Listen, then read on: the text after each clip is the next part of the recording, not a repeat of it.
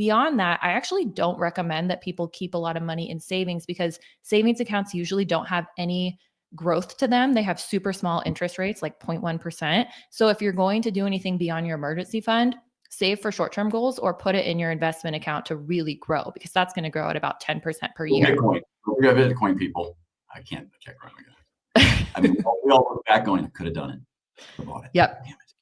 Yeah. But then What one about more thing I leveraging? would, oh, What go about ahead. like from the instead of savings? Like, so one thing we do a little financial engineering, right? Buy everything on cashback credit cards, which is like a 2%, 3% win, right? Even on business. And the other flip side of that is leveraging high yields CDs on that money that you don't need for sure in the next 6 months. And that ends up being like a 7% win on money.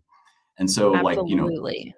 so that small financial engineering, you look down, you're like, oh wow, we made $1,000 or we made two, and you're like, do you recommend that kind of midterm lower? Like there is some yield, especially since rates right now here in 2024, and that they are still pretty good. Or I didn't mean to interrupt you on that. I just want to get your take on savings versus CD.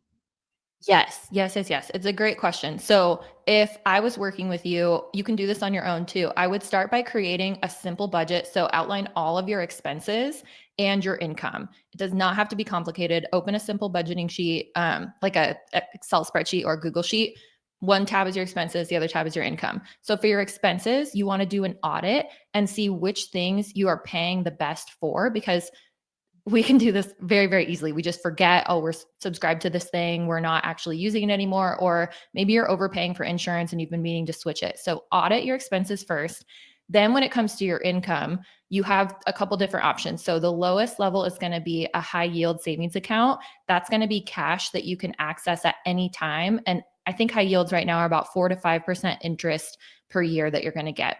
If you have cash that is in a mid range where you probably won't need to access it for 6 months to a couple of years, especially for a short term saving goal, like for a house, a certificate of deposit is going to get you a little bit higher interest rate, potentially up to 7%. It's going to be locked away for that 6 months to a couple of years, but that's for short term goals.